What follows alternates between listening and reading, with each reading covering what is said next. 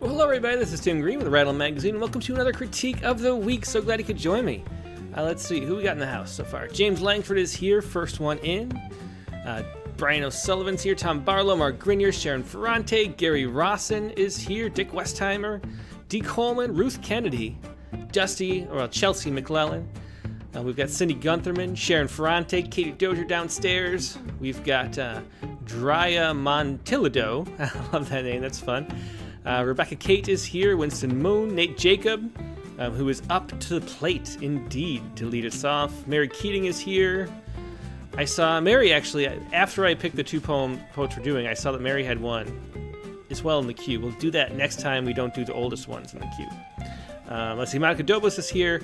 Lori Flanagan is here. Jemina Arachaval Monterrubio, good to see you. Lisa Seidenberg is here. Steve Horrell, Bethany Jarmel, good to see you all. Yeah, great crew of people watching and ready to critique over on Facebook. Jared Campbell is over there, the other poet we're going to be talking about today. Jenny Middleton is here as well. Hello to you both. Got a few other people watching on Facebook, which just doesn't show our streams as much as they used to. They're not pushing video. For a while they were, and now they're not, but that's life. As always, the critique, the whole point is to give that workshop experience. It's so valuable. Letting people know what you actually think about their poems, what works, what doesn't, from a stranger's perspective, because that's who's actually going to be, if you're trying to publish poems, that's who's going to be reading your poems, or people who don't know you, don't know the situation, aren't used to your work. And really, having an audience of people who is honestly trying to be helpful is the most valuable thing we can really provide. And that's what we're doing right here. So leave as many comments as you can as we go over these poems. Let's get started. So, like I said, we're doing some regulars this week. So Jared Campbell is here often, and Nate Jacob is like always here. And those are two poets I noticed in the queue. If you're poets who participate all the time, I'm going to be bumping you up to the top. If it's poets, if you don't recognize your name, I'm going to be just going in the order they were received, and we're like 9 months behind schedule there. But these two came in just a week or so ago from Nate and Jared. And Nate said, so we're going to start with Nate Jacobs' poems. And he said this. He said, I thought it might be interesting for Tim to look at a poem, The End of Innocence is Not Your Memories, that reached the final test in consideration for publication in Rattle. A near miss I feel thrilled to have experienced. The feedback to me was, we loved the first 3 stanzas of the poem, which are so vivid and fun, but then the ending doesn't feel quite right. I totally understand and even agree, but wonder what advice the Poet Hive here might offer up. I'm terrible about revision, and this might be a cool exercise. And yeah, so that's exactly what happened. Nate read this poem on the Rattlecast at some point, maybe in October, September sometime. I can't remember exactly when that was.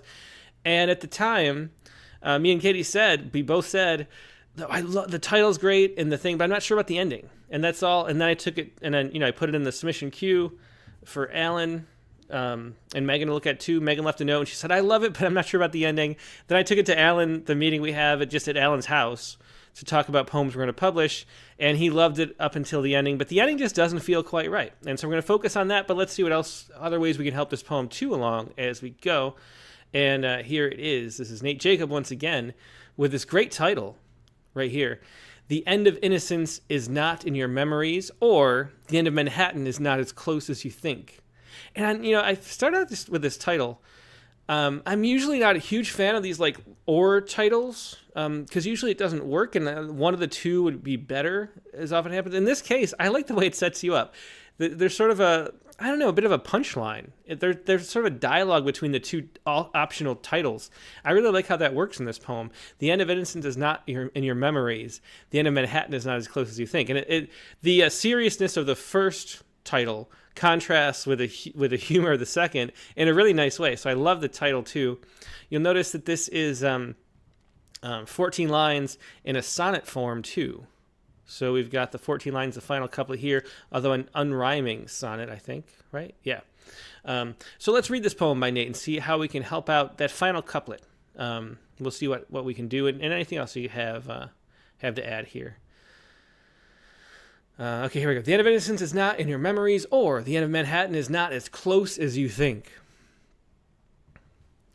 Commit this all to memory. The smell of the Waldorf closet, the way shaky Tad at the desk kept touching your forearm, and the fear you had being in New York City for the first time, when air became tarmac, became taxi, became sidewalk.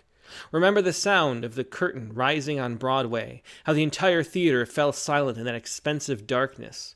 The hippie placed an apple fritter in your innocent palm, a tiny maraca in your lap, and you waited to see others eating and shaking before you ate and shook. Remember emerging from that dank side exit alley like a newborn, certain you could smell your own scalp. So in love with the world, you even tried the halal food cart on the corner of 6th and 50th. You always share the things you don't like. Remember me having your kebab, not your Coke? I remember the Coke. Okay. And so, yeah, so you can see how the poem is operating. I'm just looking at the comments already. And yeah, so it sets up. So we talked about the title, which I think that's wonderful. And then the first three stanzas, the majority of the poem just has such great images and it's really vivid and it plays into the Manhattan visiting experience really well. So commit all this to memory. The smell of the Waldorf closet. So that's where we talk a lot of times on the critiques about how important it is to be really specific. And this is a great example of using really specific details to make a poem come to life because it builds this whole world. Yeah, James Langer said lots of visuals. And so the smell of the Waldorf closet. It's not the smell of the Waldorf hotel, or it's not the smell of the fancy hotel. It's not the smell. It's specifically the closet in the Waldorf, which is both a little funny and so precise that it really creates a vivid scene that we can enter in our head. We really feel that. The way shaky Tad at the desk kept touching your forearm, and the fear you had being in New York City for the first time, when air became tarmac, became taxi, became sidewalk. Kind of a great line too. Air became tarmac, became taxi, became sidewalk. So that's a really start. And we have this direct address poem that we set up. Commit all this to memory. So it's a imperative that we're telling somebody, commit this to memory. And so we know we're talking to you, don't know who the you is. It feels like it's somebody different, but maybe it's us. But either way, we sort of know that there's a direct address going on. And it's a very vivid one too. So that first, stanza sets it up really well. Remember the sound of the curtain rising on Broadway, how the entire theater fell silent in that expensive darkness. And somebody asked if that was a typo, but then somebody else came in. I think it was, was it Monica Dobos? I can't remember who said what. But yes, I love this expensive darkness. Not a typo. It's a pun or just a descriptive way of saying it a little different. Instead of expensive, because it is. That darkness in Broadway theater is pretty expensive. Those tickets are pricey. So I love that. It's a funny detail. It is an interesting note, though, and I've mentioned this little anecdote. We had a poem we published once years ago, maybe 15 or 20 years ago at this point. What was the? So being clever, the poet, instead of sing a happy tune as like an idiom, there was a reason in the poem, but they said sign a happy tune, and it's a great play on words there. But you do get this thing where a lot of people, because there's so many typos just in literature in general, and everybody likes to point out typos when they see them. I even wonder if memes, if you notice memes on social media, whatever, a lot of times they have typos. I wonder if it makes it stand out more to have typos, and that helps something become a meme. I wonder if that's part of the selection bias for which memes become memes. But anyway, side note. But people like to point out typos, and they just like to assume that things are typos. So everybody assumed sign a happy tune. I got maybe a dozen or 24 emails or in letters. Letters, it was back in the day where people actually wrote on paper and saying, oh, I love the issue, but that typo on page 84, it should have been sing a happy tune, not sign. And you're like, no, it was sign. So that is something to be aware of, that some people are going to if you do a wordplay like that, some people are going to mistake it, but who cares? Because I think it's great. Expensive darkness is great. So far, I mean, we're just completely engaged in the poem. The hippie placed an apple fritter in your innocent palm, a tiny maraca in your lap, and you waited to see others eating and shaking before you ate and shook. So really great use of repetition. And you can tell Nate, just in his voice, reads a lot of poetry. There's a couple of really good moves here syntactically, and this is one of them, repeating the eating and shaking, but changing the tense from eating and shaking to ate and shook. There's real pleasure in that way of writing a sentence out, and it's just sort of naturally done, but really nicely done here too. So it's really great up to this point. Remember emerging, I don't even have anything to say. I'm trying to think of anything that I'd change, but I really love it up to this point. Remember emerging from that dank side exit alley like a newborn, certain you could smell your own scalp. That's funny too, another great line.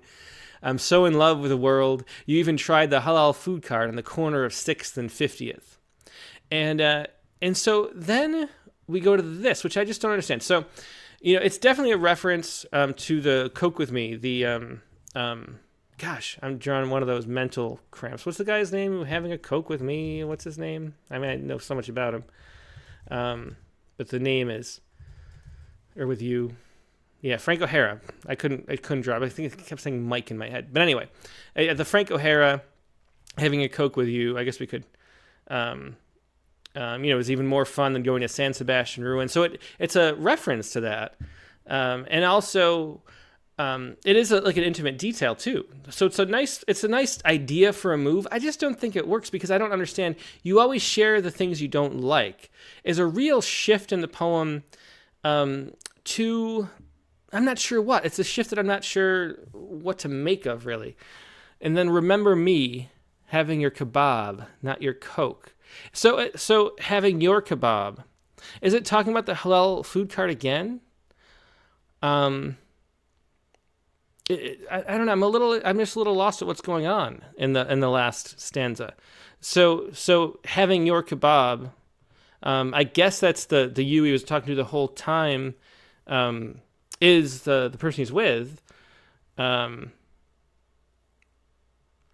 So there's a little confusion about whose kebab it is all of a sudden. And then, so that was kebab was shared, but not the Coke. And then remembering the Coke was not shared.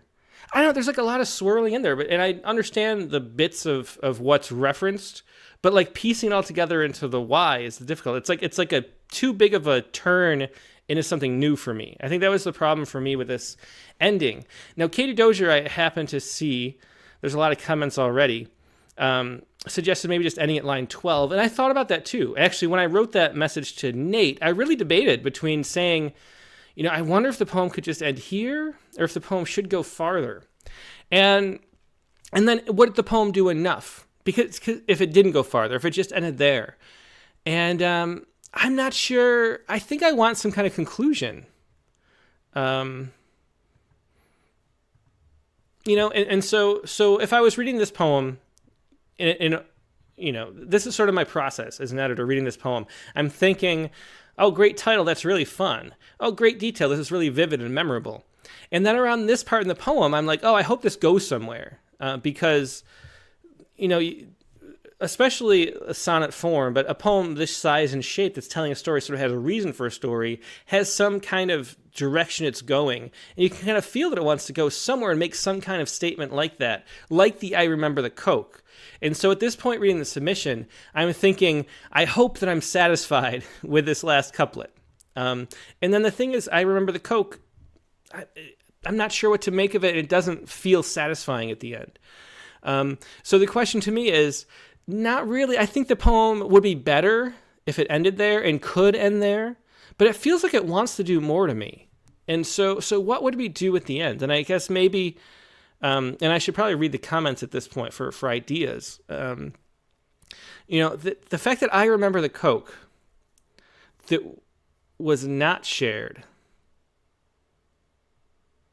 it seems like that's really significant, right? I mean, if we share the kebab but not the Coke, I don't know. So is the turn into that, but we didn't get clear enough about what we wanted to say at that point? I don't know. I feel just like concluding, like we don't want a conclusion that summarizes and has like a little pat ending, but we also don't want to leave us hanging like this. And I think it leaves us hanging too much. Yeah, so as Cindy Gunderman says, the first three stanzas are great, but the end should be a reason for writing them. Exactly. That's a good way to put it. Yeah, Angela Eureka Smith says, I think it's trying to end on a note of contrasted blame. Like he was happy the person being read to didn't have the same opinion. Yeah, I guess that's what... But then I remember the Coke too. Yeah. Yeah. Emily Arnold Fernandez says, the emergence sounds like a transformation. Maybe the last two lines can help us understand what the transformation meant or whether it lasted. It was it a one-time halal or did it change their life? Maybe that's the direction we want to go. But it seems to me like I remember the Coke. Somebody said, whoever it was that said that I feel like the person who was with them, it's the address to it, didn't have the same like positive, amazing experience of New York as the author, the speaker did.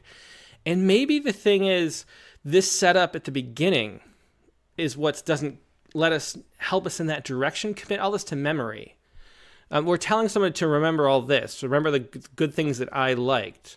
But maybe it was a different setup. Like maybe it was just, do you remember? That might even help out the ending, even though it's a little bit hard to follow, maybe a little bit. So maybe if we had a little bit of clarity here and then set this up as a do you remember, it would fit a little better.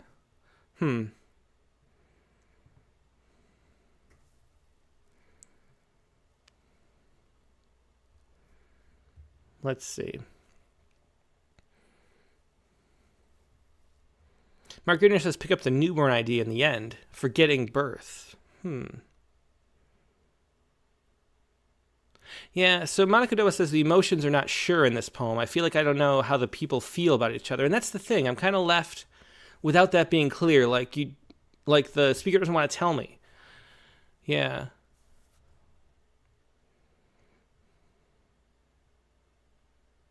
Yeah, so as Emily Arnold Fernandez says, commit all this to memory sounds like something you'd say to yourself or a child, not a peer. Yeah. Yeah, that's the thing. There's some kind of there's a mismatch too to that.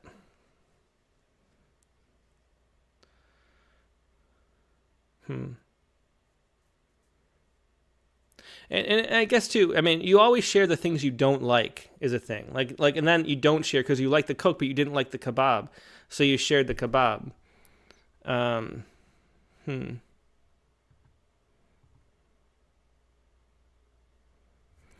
Angela Eureka Smith says maybe the end of Innocence title is referring to something unpleasant that happened the author is refusing to remember. Yeah, I just get that sense too, and it's a little unclear. So how can we make that clear? Katie says, I like it just wondering, cut it off at 12. It feels meandering, life, the rest of the poem, and authentic in the incomplete thoughts we have as adults looking back. Oh, wandering, feels wandering.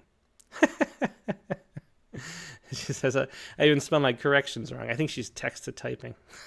But, yeah. Yeah, so Lana says, I like the last line a lot, but if it was more of a callback to an earlier use of Coke, it would improve the feel. Yeah.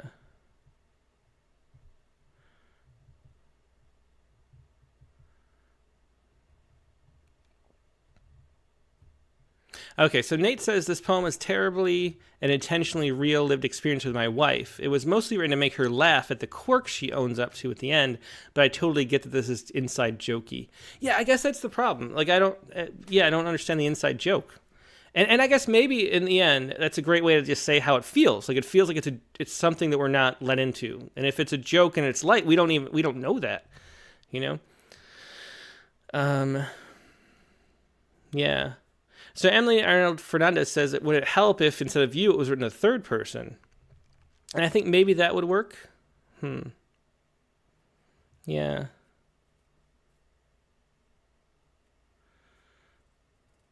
Brandon Sullivan says, let's commit this to memory could work better than just commit this to memory if it was a peer. Yeah, Dick Westheimer says, so to Nate, what risk can you take at the end? And that's the thing. It does feel like it's missing that risk because we just don't know what the... we don't get that it's an inside joke. It could go either way. It could be like something that you're making light of, or it could be terrible, and this is like the end of the marriage. And we don't know either way as we go through. And I was imagining a marriage too, like a visit like that, a vacation. I guess that's the word. It's where I take them. I forget sometimes. But speaking of which, we're not going to be here next week though, because I am on vacation for a few days.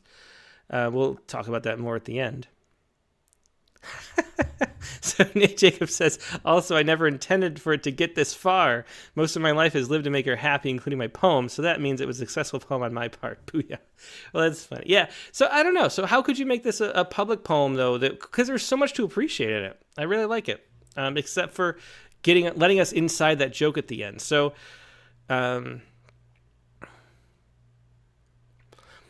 Katie says, if I were going to expand on this, it feels like it wants to go into a place of missing our optimism as we age. Yeah.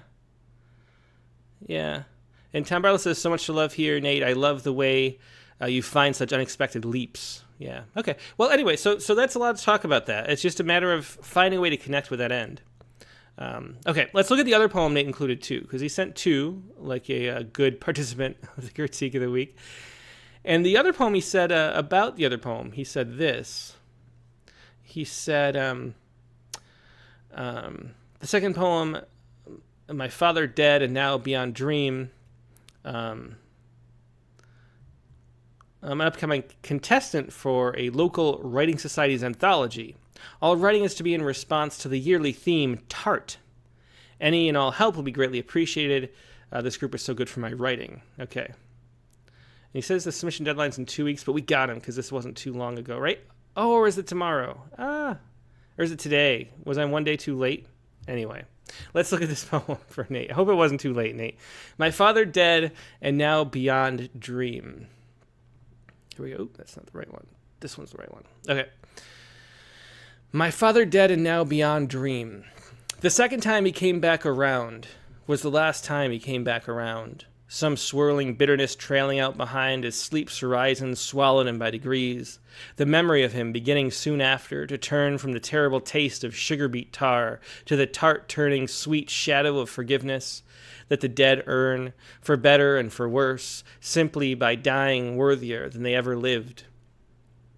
2.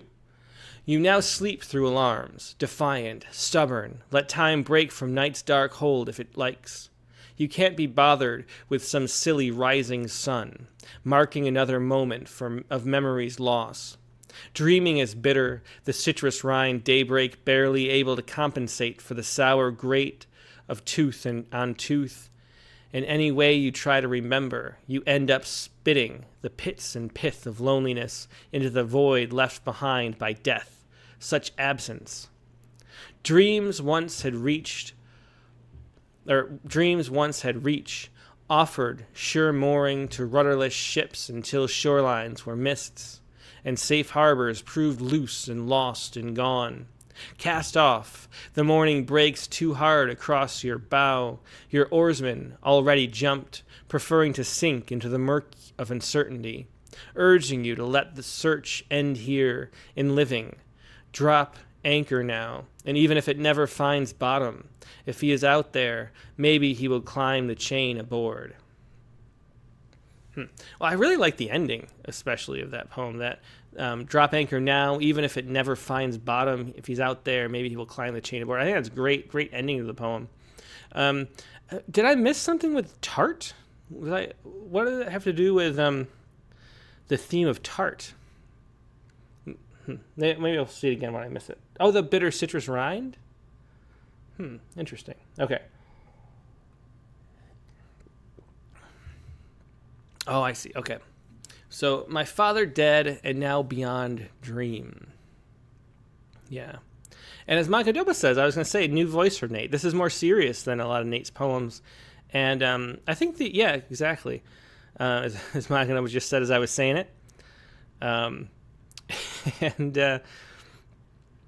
Yeah, and I love the ending, and so my thought of this, yeah, Sherry Rosin's the tart turning sweet, yeah. Yeah, so actually it's funny. I mean, the ending is great on this poem, and if you could get the ending to land as well in this poem as the other poem, that first poem would be a hit too. I'm a little distracted because it's like thunderstormy outside, a little bit of rain, and we're being in Houston, is much different. We don't get any thunderstorms up the mountains. It's actually snowing back in Wrightwood. But anyway, my father dead, and now beyond dreams. So the first thought, the title doesn't really interest me too much. It lets us know what's going on. So it sets the place pretty well, but it doesn't really do anything interesting. So I wonder if we could maybe spruce up the title a little, make it a little more interesting. Even like the second time he came back around is a little more interesting than the title as we have it now. Yeah. Let's see.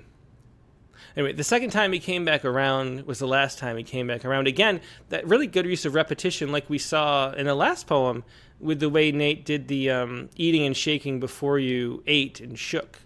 Here he's got this other repetition with a slight variation, and that's a really pleasing thing to do when you're writing poems. The second time he came back around was the last time he came back around, some swirling bitterness trailing out behind. And then, so here we get the swirling bitterness trailing out behind, and then it calls back in more precision, or foreshadows this where it comes back with more precision of him actually being lost at sea and dropping the anchor. There. Okay. So anyway. As sleep's horizon swallowed him by degrees, the memory of him beginning soon after to turn from the terrible taste of sugar beet tar to the tart-turning sweet shadow of forgiveness that the dead earn, for better and for worse, simply by dying worthier than they ever lived. To me, the ever, I think, was extraneous, and I would probably delete the ever. Ruth Kennedy says, I like the whole concept in one about the dead earning forgiveness and dying worthier than they lived. I've experienced this transformation in relationship with family members I've lost. Yeah. Nate asked too, or Monica Doblis said, I should say, is this a formal poem that I don't know of? Gary Resin says adrift is a possible title. That's interesting too. Yeah, maybe see a word like adrift. If you could sort of get the same details in here, but get a little more interesting word. Get a little bit of the tart thing, or maybe like the sweetness adrift, or get something while also conveying that we're a little bit in that space. Might be good. Okay. So anyway. I also wanted to say, let's see, to turn from the terrible taste of sugar beet tar to the tart-turning sweet shadow. And that's why I kind of blew past the tart in my head. Tart-turning sweet shadow of forgiveness. I mean, that's a pretty far push for that image that each dead earn, or that the dead earn, for better and for worse, simply by dying worthier than they lived. Yeah. Dick Westheimer says, shadow of forgiveness feels a little poety. I like thinking about it, but don't feel it. Yeah. Yeah, so yeah, there's something about this that's like, it feels a little forced to me. I think it's not quite clear, maybe in part because it was forced to get the tart in there when the poem really didn't want to have a tart in the first place. Tom Barlow says there's a double image here. Taste of sugar beet and tart are conflicting. So is a sugar beet, this thing too, is a sugar beet a kind of, could you put that into tart? I'm not enough of a, Katie maybe could tell me. Katie would call it dad. Yeah. Well, anyway. I don't know. So to me, I think there's something just a little too forced in this spot. But then I like the recovery here to the worthier than, and I would just say lived and not ever. I think it's a little melodramatic to say ever, and a little bit of a filler for not really good reason. But I like that. So it sort of recovers from a little, I don't know, just not quite smoothed out in that section. You now sleep through alarms, defiant, stubborn. And the you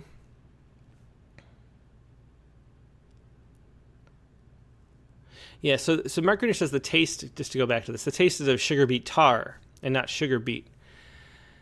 And so is a sugar beet something you could put in a tart? Sugar beet, sugar beet tar. I don't even know what that is. But maybe that's it.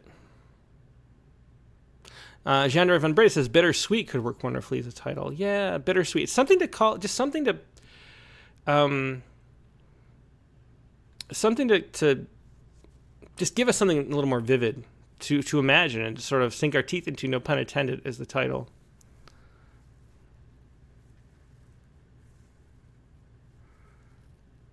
Oh, Angelica Eureka Smith said I had to step away. Is it sugar beet tart or tar? Is that a typo? I didn't think of that. Is it referring to MSG? Another byproduct from process? Yeah, that's just a detail I don't know. Yeah, and so Mark Grenier, let's move on to the second part, though. As Mark Grenier says, the you seems self-referential in the second part. And it does, and I wonder why, that's a you that I wonder why it's not I. Because it's my father, so that was a little confusing to me. It's my father dead, now beyond dream. And it seems like we're talking about the father, being lost in this transition. And then it goes to you, which seems like it should be I, because it's not the father. So Chelsea McClellan says sugar beet tar would be the leftover pulp after making sugar. Yes, and tart is sour, not a tart dessert. So Nate Jacob says sugar beets are inedible, only used for making sugar.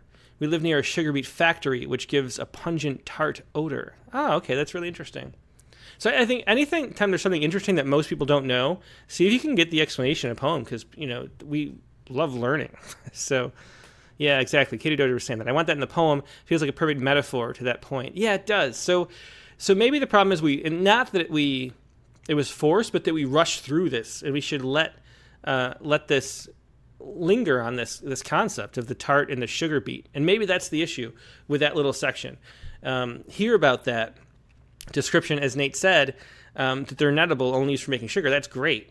And it really fits, like Katie says, it really fits with the rest of the poem. So maybe we do that and lose this Trinity type, as Jean Van Breda mentioned, concept in the poem, and just have it straight through, so we don't have to have the even size going on, and then explain that a little more, because I think lingering there would add to the poem. And then here, I still don't understand why it's you, because to you, we have sort of two people in the poem, as far as I know. We have the speaker and the father, and when the speaker's already been referred to as my father, so the you can't be the father because he came back around. So it seems like it's I, and I'm sleeping through alarms. It's my dream, so I'm not sure why it's you. So that transition throws me off. Angelica Smith, and this is just interesting, MSG is a byproduct of sugar beets, I'm pretty sure. MSG causes migraines in some people, and I feel like that's part of it. That's interesting. So Nate Jacob says being a local poetry contest will be quite clear to most here. That's interesting. But still, I think the poem would be better if we go into that. You now sleep through alarms, defiant, stubborn. Let time break from night's dark hold if it likes. You can't be bothered with some silly rising sun, marking another moment of memory's loss. So we lose a lot of the more interesting vividness in this section too, where some silly rising sun, until we get to dreaming is bitter, the citrus rind, daybreak, barely able to compensate for the sour grate of tooth on tooth. In any way you try to remember, you end up spitting the pits and pith of loneliness into the void left behind by death, such absence. So this section, I really don't feel like I get a whole lot from. And I think maybe the attempt was to have these be really isolated, ghazal-like, or we talked about those Erica Reed stanzas where you have a big jump between and we shift perspective. But I'm hard to put together, hard to sew this together in my head, really. So, I'm just not sure if this needs to be here. But then I love the ending. Dreams once had reach, offered more sure mooring to rudderless ships until shorelines were mists. And safe harbors prove loose and lost and gone. Cast off. The morning breaks too hard across your bow. So now we're in this whole scene of the ship, which is just really vivid, and I think the ending is great. I like that metaphor. Yeah. James Langford said, too, I wallowed in the second grouping. Yeah, it's just not as interesting. The first two have a lot of interesting stuff going on. Angela Eureka Smith said the second section sounds like someone slipping into depression. Mary King says stanza 2 describes the grief of losing the father. Yeah, it definitely does. It's not like there's no... it's not confusing. It's just not vivid. It's not a kind of sticky thing in your mind. It's not something that you'll remember a lot of these lines for. Mark Goodner says, I like the second part as an honest shift in the feeling of loss.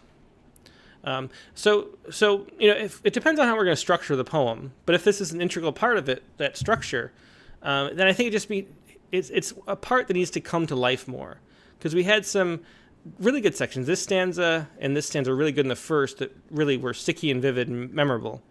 Then this is sort of, it fades back a little bit. Oh, and this one we want to expand. I really do think we should expand that and go into more detail about it, the sugar beet part. But then this whole section is really, really vivid too at the end. And so we have this sort of slow, less interesting part.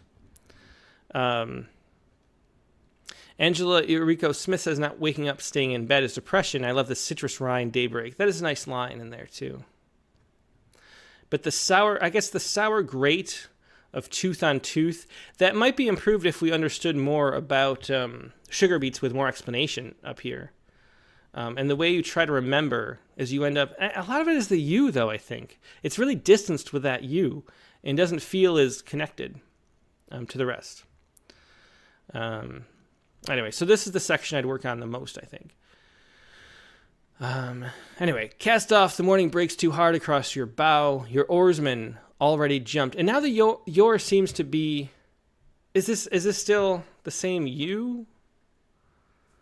Yeah. Katie Dodger says, I want a whole sugar beet poem. Tell me how it smells, Nate. I must know. Gary Rosen says, grinding teeth at night. Your oarsman hardly jumps. So is the you the same you as here? I guess it is. And maybe we want to introduce a you here, but I don't understand why the you and the my is really confusing. Should this be your father dead?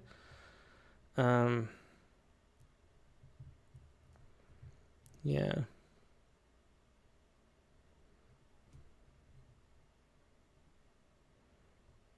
Yeah, so Chelsea McClellan seconds the whole sugar beet poem thing.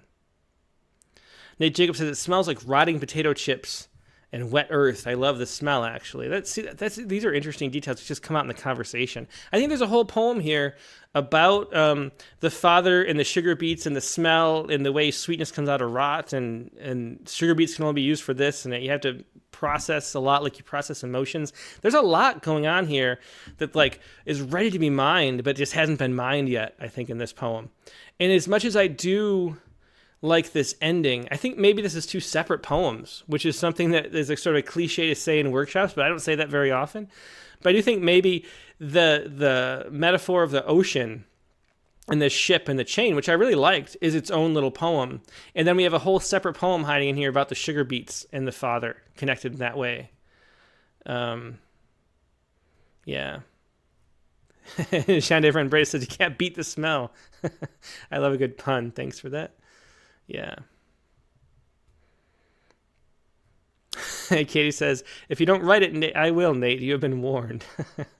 Okay. So anyway, so that's my opinions. We have a lot of opinions about this poem. We got to move on. But thanks for sharing these, Nate. They're really interesting things to look at.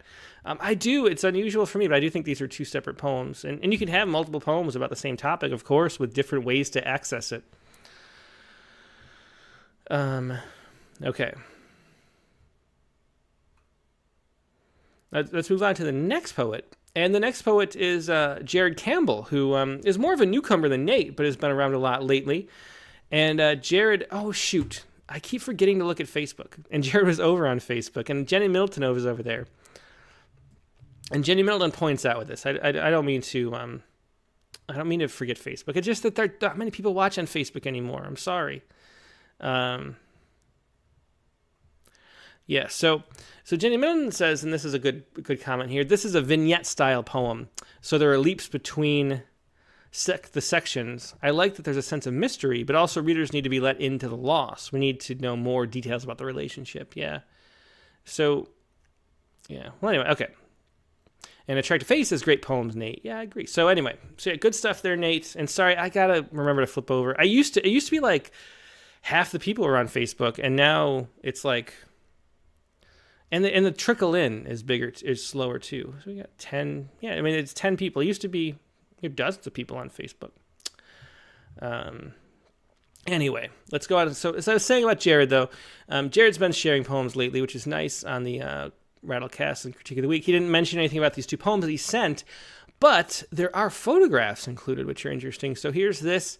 They're pages from a book, Iriartia Setigava. So this is some kind of plant. That's the scientific name for it. These look like the development of the seed pod, maybe. And so we're talking about the seeds of this plant, I think, or maybe the beans. I'm not sure what that exactly is. Interesting, though. And then he has another one too. The second poem is Albertus Saba, and then we have these from a book too. So the interesting sort of ekphrastic, maybe. I'm not sure. We'll see what we're going to be doing with these in a second. Let's start reading them. So it's Natural Curiosities, and I think that's both of these are part of a collection. My interpretation was this was a collection of natural curiosities. And so I think this first one is Carl Friedrich Philipp von Martius, who I meant to look up and then forgot. So let me do that really quick. So Carl Friedrich Philipp von Martius, and I might as well show it to you while I'm looking. It's this dude right here. You can see him. He's right there. Let's see, in the 1794 he was born. He was a German botanist and explorer. Between 1817 and 1920, he traveled 10,000 kilometers through Brazil while collecting botanical specimens. His most important work was a comprehensive flora of Brazil, Flora Brasiliensis, which he initiated in 1840 and was completed posthumously in 1906. So I'm wondering if this is what the book is. And I guess that's enough to get us through. He was the son of an apothecary, but mostly traveled and was a botanist. So anyway, now we know that. And here we're back to this poem. Carl Friedrich Philipp von Martius. My memory, my monocot, my journey into loneliness, as frittolated, colorful as darkness, is the escalier, the suffocating canopy that murders as it elevates, underexposes would-be greens, discriminates the would-be greens. Climbing the cuticled rise, you brown and blue aspiring one, my unity, my monocot, my trembling corona divorce. 1,000-fingered jealousy of hateful sapphire clutch, caress my animating emptiness, trade-wide expression dropped and born. To arid archipelago, your hairy husk, obdurate shell, the hidden spring essential sense, disease and journey forth, and back is hard enough without the bringing back decaying specimens, specific spicks, nobility specific spits, my riverine companion spits, specifically nobility, my monocot, my loneliness, in leaves and left he leaves me right, my spicks as leaves specific drawn, my journey riverine alone, my bark embarks the final trade, the arid archipelago, alone and canopied in fronds. And there we get the fronds and the Iriatea Setigava. I wonder if is it irritating? Is that the similar root for that word? And this is something that's sort of like a poisonous type plant. And one of those two is a monocot. So there's a lot of stuff that I don't really follow in this. So a monocot is short for a monocotyledon, which is very helpful since I don't know what that is. That is a flowering plant with an embryo that bears a single cytolodon, a seeded leaf.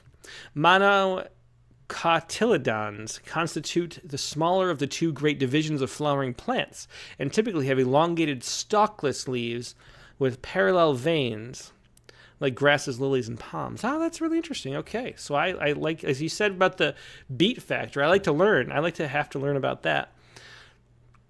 And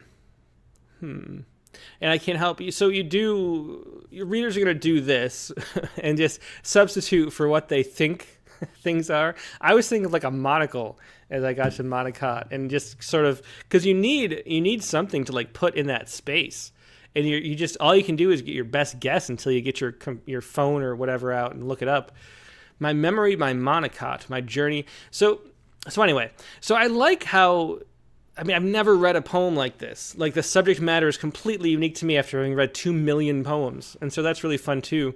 And there's a lot that I don't understand about what's going on, but even though I don't understand it, there's a great rhythm and the oddity of it and the voice of it still come through. So I really like that aspect of it. And so my memory, my monocot, and the way that repetition, there's the real rhythmic repetition going here, and the words, even though we don't know a lot, or I don't know, maybe you will know them all, I don't know, but the words I don't know are easy to pronounce at least, so you can kind of plow through and feel the rhythm really easily. So let's see, how can we can help this poem? Yeah, Margarita said I like the circularity of this poem. Another poet says, I stumble over some of this. It feels jagged. Jean de Ranbray says, we need a haiku after this. It's very dense, it's, yeah. Katie Dozier says, the sounds are nice, but I feel unable to enter the poem as written, but I do want to. And to me, this is the kind of poem, and my immediate thought was that there's some books that I really love that, the poems, when you know the context of the book, you have this whole series of poems where we're sort of getting the story. A poem like this fits beautifully inside that book. But then in a literary magazine like Rattle or something, I've gotten a lot of submissions where it's like, I don't know what's going on because I don't have the context of the other poems that would be around this in a book. And that's kind of how I feel with this, where if I knew what Natural Curiosities was and where we were going with it, and I'm going to assume that that's not the title, but maybe that is the title, and then maybe this is when you get submissions too, you always have to wonder, what's meant by, what the poet means by the formatting too. And it feels like this is connected to the next one as well. And so I was assuming, because of the fonts and stuff, that this is the title. And I think as the title, we could be helped out a lot by the title. And one of the things you can do for a book, if this is the case, where it's a book where within the context of the book, it would make a lot more sense, but without it, we don't have anything to go on. You could just throw a lot of detail either in the title or an epigram, and then not publish that in the actual book once it's published in a book. So then you can have the best of both worlds. So if this, if within this section of Natural Curiosities, which is a book, I'm assuming, we know what's going on. We know Carl is here. He's going through Brazil, whatever. And then we have the poem just titled this, say. I'm just guessing what this is about, though, so sorry if I'm wrong, but I'm guessing. But then as we say, instead of that for us, for a submission to a literary magazine, we say, Carl Frederick Philipp journeys up the Nile and talks to himself the whole time. We can have something like that as the title and not use that at all when we actually put this in our book, but use it to help readers who don't see the context within a literary magazine. And if you look through a lot of books of poetry, you'll see, in the acknowledgments, you'll see, these poems sometimes with different titles appeared in, and that's one of the reasons why, because it's a really nice technique to do, to add context when there's not context, even though there's going to be context later. There's no rule that you have to publish the thing the same way as you did in a literary magazine. And so that's one thing to keep aware of if you're submitting this to something like Rattle. Also, you can usually use the title. If you can fit all you need in the title, you can do that. You can also use a big epigram or a big quote from Wikipedia or whatever you want to do. Just let us in. Give us some access, even though you're not going to use it later.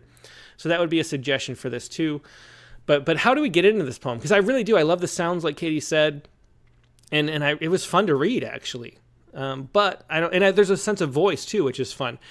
But I'm still having trouble accessing it. Let's read it one more time. And we'll stop as we go too. So, my memory by Monocot, my journey into loneliness, is fritillated, colorful. See, I don't know what fritillated is. There's so many botany words, and I like that too. But it makes for really dense text.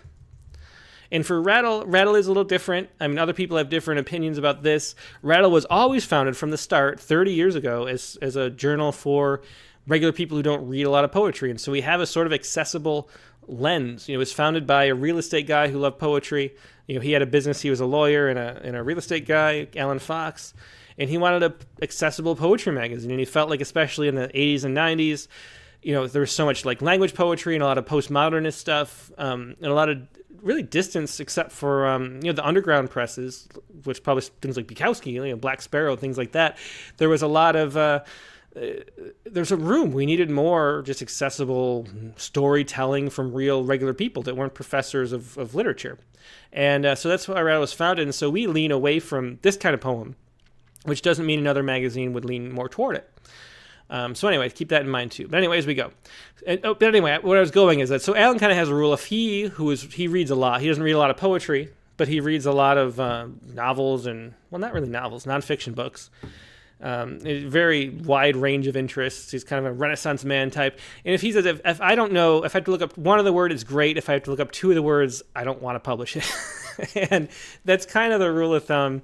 It's not really a literal rule, but it's something we kind of talk about too when the language gets a little too dense for us. Because we do, we're smart people. We scored high in the SATs, whatever.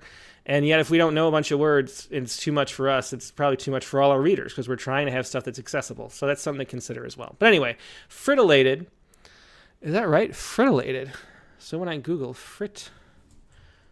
nothing even comes up. Fritillated is a fritillated frag beetles. Not a lot even is coming up on Google for fritillated. My journey into loneliness is fritillated, colorful as darkness. So I love knowing about this journey that Carl Friedrich took through the Amazon. I really like the idea of his journey into loneliness, and having that colorful journey into loneliness is pretty cool. So I like, even though I had to dig a little bit, I like this opening. As darkness is the escalier. I don't know what escalier. Escalier. Stairs. That's it. Okay.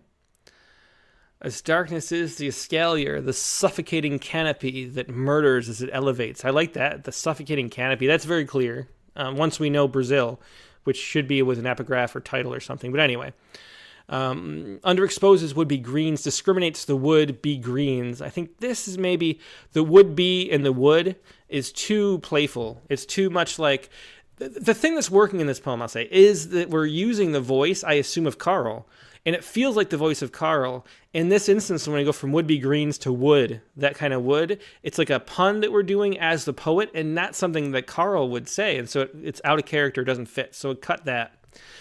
Climbing the cuticled arise, you brown and blue aspiring one, my unity, my monocot.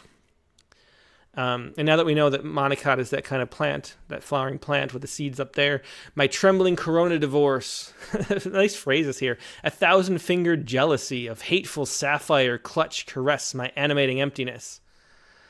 Trade the wide expression dropped and born to arid archipelago, your hairy husk, obdurate shell, the hidden spring, essential sense, disease, and journey forth and back is hard enough without the bringing back decay. Decaying specimens. I don't want to. I tripped over the decaying specimens right there. Why break that? I'm not sure. Specimen specific spix nobility. So what is spix? That comes up a bunch too. That's a kind of macaw. A spix macaw. Okay. Or maybe that's Spix is who named that specific macaw. All right. 2 decades effort vanished. The stunning Spix macaw. Disappeared in nature, the stunning Spix macaw will be reintroduced to its forest home. So it's a saved species. That's interesting too. But anyway, decaying specimen, specific Spix nobility, specific spits. So we got the Spix spits. Is that really something? I mean, the wordplay doesn't seem like it's something that that Carl would do. It just feels really out of character from the voice that's established in most of the poem. Spix nobility specific spits, my riverine companion spits. Specifically nobility, my monocot, my loneliness, the leaves and left he leaves me right, my spix is leaves specific drawn, my journey riverine alone, my bark embarks the final trade, the arid archipelago, alone and canopied in fronds. So when it's like this alone and canopied in fronds, when it's like my journey riverine alone, my bark embarks, that kind of thing where you feel the emotion of the loneliness comes through, and I'm imagining it was a lonely journey doing this. I think that's where the poem really sings and comes to life, is because we talked about it before too, the loneliness of this as he was moving through here. That's where the poem's clear and the emotion comes through the voice of the poem. And so I think this is one of those where, to me, I would focus on that part and using that voice to go into that and avoid the wordplay stuff. But I've been talking a lot, and I don't know what anybody else is thinking about this. So let's let's go back to this, and maybe we'll go to Facebook first this time and see. Because I'm assuming that Jared's going to say a bunch of stuff about this because he's over here. So Jared says, the end of his innocence was the tourist giving away what he doesn't... Oh, sorry. This is an old one. Okay. Yeah, I scrolled way up. So the Spix macaw was named after Mr. Spix the colleague. Jenny Middleton says frit is a type of grass. I'm guessing the meaning of the word based on knowing this. Okay. So Jared's saying it's kind of palm tree. Yeah, the palm tree down there we had the picture of. As opposed to a dicot, the palm family are all monocots, which we Wikipedia'd our way out of that. Martius is the speaker. He gives the reader a chance to Google who he is. Martius. Yeah, Martius is the speaker. Yeah, okay. His colleague and companion Spix died.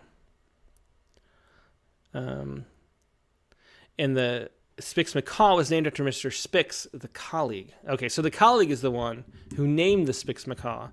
So this kind of detail, if we got to have that in the title for a poem as submitted to a magazine or published in a magazine, would be really helpful. But still, I'm not sure. So my issue with the poem is the wordplay is too, it is in the voice. I picked up that, as you saw, that Martius was the one speaking, Carl Friedrich Philipp von Martius. But the wordplay just seems out of character with the rest, and it's hard to imagine that. It's hard to not just see the poet in those lines. And so, yeah. And so I think that's sort of a false way to go. But the other stuff has a lot of energy. And, sorry, I couldn't hit the mute button in time. A lot of pollen, speaking of all these seedlings and things in the air in Texas here today. But anyway, yeah, so I think I would avoid the wordplay too much and let the emotional voice, it's talking about the loneliness, be the one that speaks a little more and sort of rewrite it in that direction, is what I would suggest with this one. Let me see what some other comments are going. Yeah, so Margarita says agrees, spits doesn't work.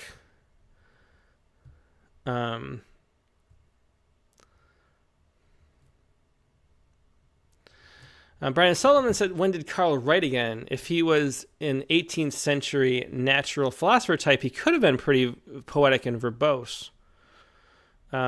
It's really not that, though. It's not that I can't imagine a character that would do that. It's that it doesn't feel consistently done. Like, there's a part where it's doing that, and there's a part where it's doing other things. And so it feels to me the thing where it's doing other things is the more resonant portion of the poem. So that's really the thing. If it was something we sort of developed this as a character who did that a lot and it fit, I think it would work better.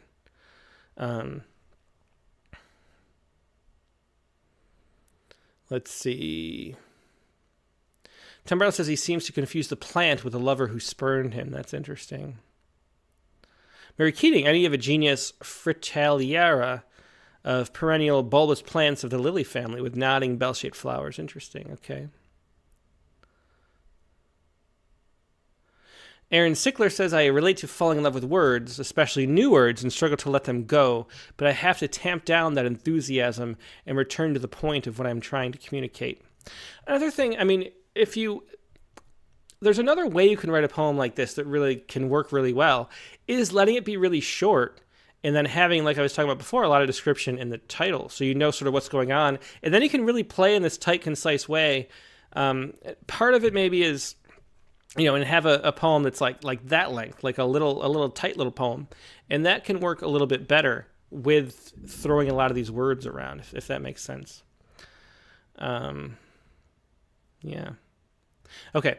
Let me see if there's any other.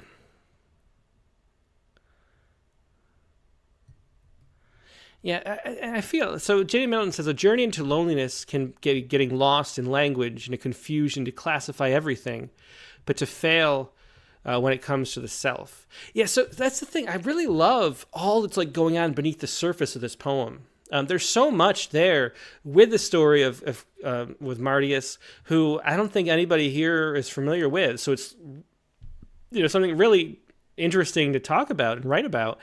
And then the idea of loneliness, losing the friend, having that to do with the plants and the botany and that journey. And the canopy, I forgot to mention, but I love the suffocating canopy that murders as it elevates. That's really cool. So a lot of those descriptions are really great, but so much of like the emotional feeling and meaning of the poem is buried beneath the surface of it. And what we want to do is like bring it up somehow so we can all experience and understand it. And I think, I think focusing on that voice, the fact that you're writing in that voice and letting the emotions come through is the way to go with the poem. Okay, let's look at the other one. It's past the hour mark. But these are interesting poems. Thanks for sharing them both to Nate and Jared. Let's go up this one. And this one is, so here the picture is shells, some nautilus-type shells. And the title is this, Albertus Seba. And so I'm curious, I mean, we'll see. I'm imagine that's one of the species of... Oh, it's Albertus Seba. Okay, so Albertus Seba is a Dutch pharmacist, zoologist, and collector. Seba accumulated one of the largest cabinets of curiosities in the Netherlands in his time. He sold one of his cabinets in 1717 to Peter the Great of Russia. His later collections were auctioned after his death. He published descriptions of his collections in a lavishly illustrated 4-volume thesaurus. That's interesting. So I guess these are poems, profiles of interesting people in history that do this sort of collecting, maybe. So we'll see what this poem is. Okay, it's a little bit of an entryway into that. And it is true, if it's an obscure person that you can encourage someone to Google, I think that works for me as an entry point into a poem. So we'll see how clear this is as we go. But to me, I think it could work well. I'm just having it be this little profile kind of poem. But here we go. Albertus Seba. Pull them out and recollect the spindle shells and helmet shells, the calcium that formed around a breathing, beating, throbbing life, rotted away, dispensable, unfit to property reborn. So left the harder stuff, the deathless, priceless, dappled things, my multitude of nacreous remembrances, of label made my priceless cosmonautilus, when all my pharmaceutical has failed and all my softness have earned their end in hollowness, then you will be my nacreous remembrances, my chest of drawers, my holotype, my wealth of images and names. So this one, actually, it's interesting. This is the kind of shorter poem to me where having the density of language works a lot better. And so what I was saying is this poem would work a little better if it was shorter and a little more clear. This, to me, is shorter and a little more clear. So I think this poem, of the two, I think works a lot better as a standalone poem, but probably as a poem in a collection too, of doing this kind of thing. So that's interesting. One word, I mean, there may be a couple words I don't know. Cosmonautilus, I assume, is a big type of shell. Let me see. Cosmonautilus is a genus of cephalopods included in the nautilid family. Its shell is involute, with the outer whorl exposed. So it's this kind of Nautilus type. Okay. Well, there we go with that. And then the other one I didn't know, Nacreus. What's that? That is relating to or consisting of mother of pearl. Okay, there we go. So, like the nacre. Okay, that makes sense. Nacreus. That mother of pearl luster. Okay.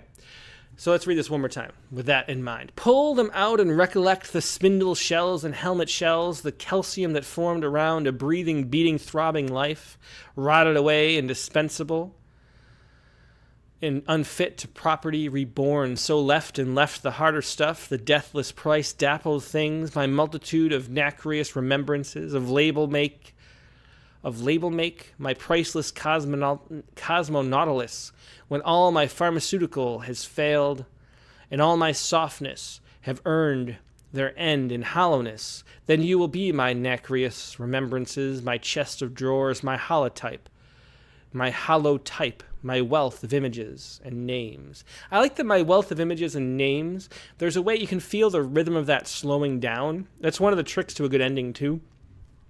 Again, we have this wordplay, and this is why, you could hear, or at least if you read a lot of poetry, in the last poem, I could hear that this was not the voice that was sort of ventriloquizing Martius. And then you see the same thing going on here. My holotype, that's something that the poet's adding.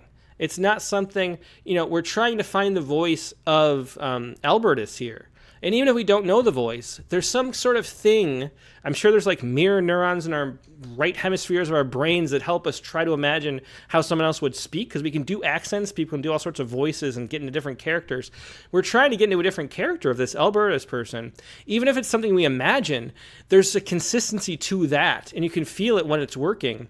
Our mind's working on that, like that subconscious level, But then when my holotype, when that jumps in, that's the poet sort of inserting themselves, not in that voice. And that's the thing to avoid in these poems. We're going to do these little tight monologue biographies, if that's what this whole series is, I assume. Then you have to be true to the voice of each of those poems. And if that playfulness that the poet maybe likes, you can't add that because it doesn't fit with the form of the poem. So I think that's the one thing in common to take away from this critique. And I would take that stuff out. Other than that, I think there's a lot of... I think this is the kind of poem... Man, the thunder's getting close. That's the kind of poem, too, where there's not punctuation in the poem. I wanted to mention this part, but it ends in a period. And I think if you're going to have a poem unpunctuated, just go all the way. And it feels inconsistent to have a period at the end of that. I think it works better maybe pulling out, maybe having a little more space with some line breaks and play with that. Because we have a comma here. So it's very sparse use of, an inconsistent use of punctuation. I would try to just get rid of all the punctuation if you're going to have like a depunctuated type poem. That's another thing to note too. Let me see what people are saying. Yeah, Aaron Sickler says, I'm curious to see where these themes go as a collection or collectors, colonial, the ebb and flow of their gathering and losing. Yeah. It's interesting.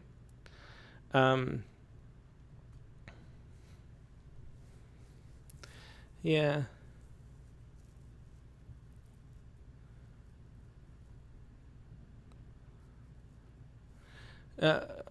Carol Mertz says poet needs to let us know who Steve is. I don't think we do.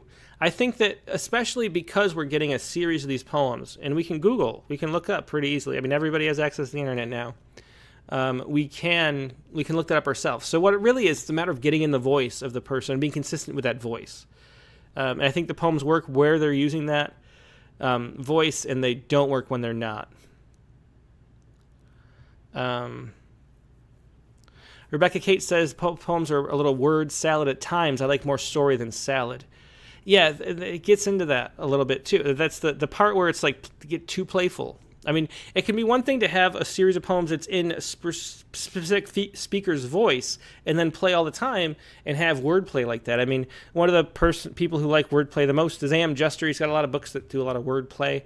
And and they work for him when they're in his voice. But then you wouldn't do a monologue by someone else in that same voice because it just doesn't feel right. Winston Munn says it's very musical. Yeah.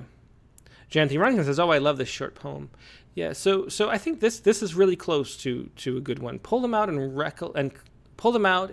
recollect the spindle shells and helmet shells. Great rhythm to that too. The calcium that formed around a breathing, beating, throbbing life, rotted away, dispensable, unfit to property, reborn. There's one thing I wanted to mention too, and that was it. There's some syntax things where it feels like we're pushing playfulness too far, as well, in a way. So rotted away, dispensable. There would be a comma here, and because we get, we're having not a lot of commas, and a sort of minimal use of punctuation, that's fine. But then we, have it here, which doesn't, like, why have it here? But where is the one? There's one that I had trouble. Yeah, it's the label make. It's down here. So left and left, the harder stuff, the deathless, priceless, dappled things. Again, that's a great line. The deathless, priceless, dappled things. It really improved by not having the comma, which is why I say cut all the punctuation. My multitude of nacreous remembrances of label make. So it's the remembrances of label make. Like, that should be label making or something like that. Label make doesn't feel like it's conjugated correctly. My priceless cosmonautilus, when all my pharmaceutical has failed. And isn't that all my pharmaceuticals? Shouldn't that be plural? So there are two like where the conjugations here seem off to me. And that is beautiful and musical as this poem is. That threw me out a little bit, those two spots. Has failed, and all my softnesses have earned their end in hollowness. The hollowness to hollow type works. It's just the hollow type to hollow type is too much. It's too much of the poet winking at us through the poem. But anyway, I've earned their end in hollowness. Then you will be my nacreous remembrances, my chest of drawers. If we just cut this line, my wealth of images and names. And I like that. There's a great cadence to it. Really nice. It's a nice poem. And I like the story of Albertus too. So anyway, we're going to wrap that up there. 13 minutes past the hour.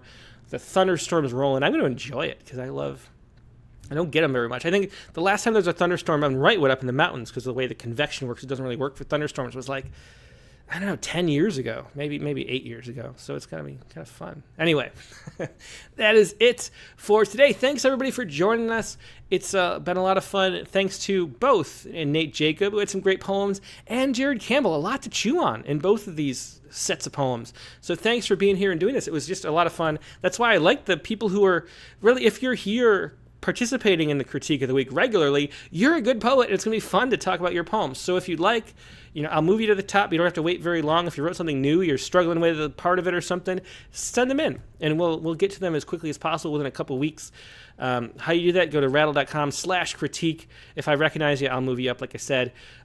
If not, we'll get to you eventually anyway, because we want to share and help as many poets as we can. Now, let's see. So coming up on the Radcast, well, first I should say, we also, last week we talked about sestinas. And on the poetry space, we had Brian O'Sullivan, Dick Westheimer, Joe Barca, plus two poets who aren't typically around. We had Kathleen McClung, a Rattle Chapbook Prize winner, and we had Rebecca Snow, who had Sestina for adjunct. So we had a whole roundtable on the poetry space, which is a podcast we do, or Katie does, really, and I participate.